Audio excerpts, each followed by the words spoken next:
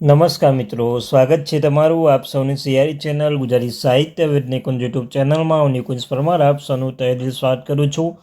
તો મિત્રો, આજના વિડીયોમાં આપણે વાત કરવાના જ છીએ 30 જૂન અને 31 ડિસેમ્બરના રોજ નિવૃત્તિ થતા કર્મચારીઓને મળશે એક વધારાનો ઇજાફો।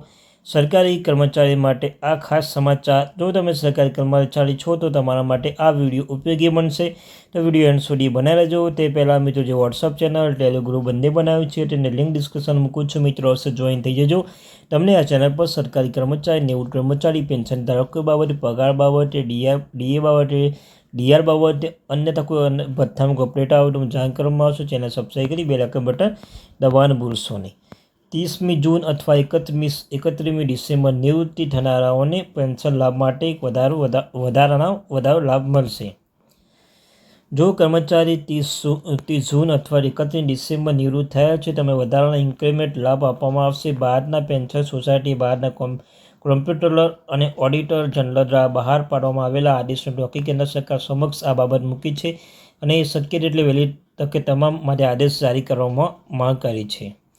રેલવે બોર્ડે 9/2/2024ના રોજ એક આદેશ જારી કર્યો હતો, જેમાં આવા કર્મચારી એક વધારાનો ઇન્ક્રીમેન્ટ આપવાનો નિર્ણય લેવામાં આવ્યો હતો, પરંતુ આ આદેશમાં કહેવામાં આવ્યું હતું કે આ લાભ દરેકને નહીં મળે, તે ફક્ત જીતનારને જ આપવામાં આવશે।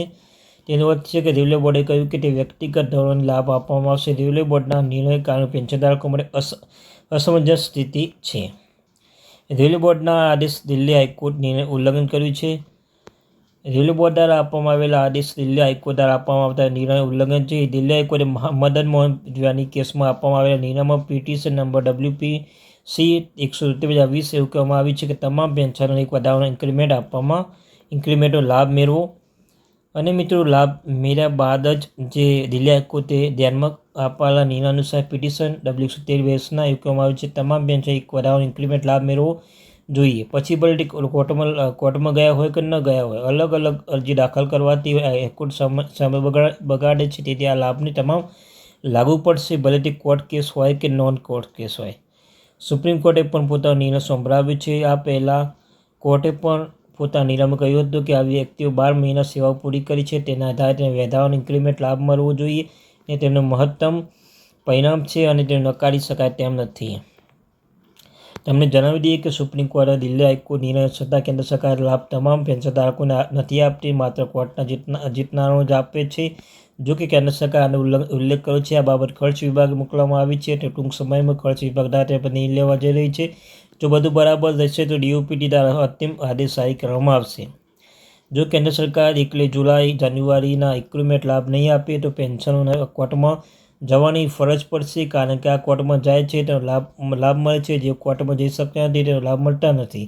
લાભ તેથી જો કેન્દ્ર સરકાર આદેશ નહીં આપે તો કોર્ટ પર દબાણ વધશે, લાખો કેસ દાખલ કરવામાં આવશે। જો કે પહેલાથી જ સ્પષ્ટ કરી દીધું છે કે આવા કેસ ધરાવતા દરેકનો લાભ મળવો જોઈએ। ભારતના કોમ્પ્ટ્રોલર અને ઓડિટર જનરલ પ્રશંસનીય કામ કર્યું છે।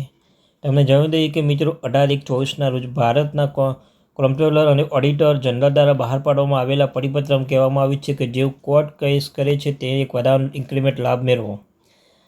તમને જણાવી દઈએ કે 18/1/24ના રોજ ભારતના કોમ્પ્ટ્રોલર અને ઓડિટર જનરલ દ્વારા બહાર પાડવામાં આવેલા પરિપત્રમાં કહેવામાં આવ્યું છે કે જેઓ કોર્ટ કેસ કરે છે તે એક વધારાનો ઇન્ક્રીમેન્ટ લાભ મળવો જોઈએ। જેઓ નોટ કેસ કરતા નથી એમને પણ આ લાભ પણ આપવામાં આવશે। આ લાભ ભારતના કોમ્પ્ટ્રોલર અને ઓડિટર જનરલ હેઠળ આવતા કર્મચારીઓને આપવામાં આવી રહ્યો છે। ભારતીય પેન્શનર સોસાયટી કેન્દ્ર સરકાર પાસે મોટી માગણી કરી રહી છે, તે તમામની પેન્શન માટે એક સામાન્ય પરિપત્ર બહાર પાડવામાં આવે છે, જેથી દરેકને લાભ મળી શકશે। પેન્શન મૂંઝવણ દૂર થાય તો દરેકના પૈસા કોર્ટમાં કેસ વેડફાય છે, આથી કેન્દ્ર સરકારે તાત્કાલિક નિર્ણય લેવો જોઈએ। તો મિત્રો, આ હતી અપડેટ।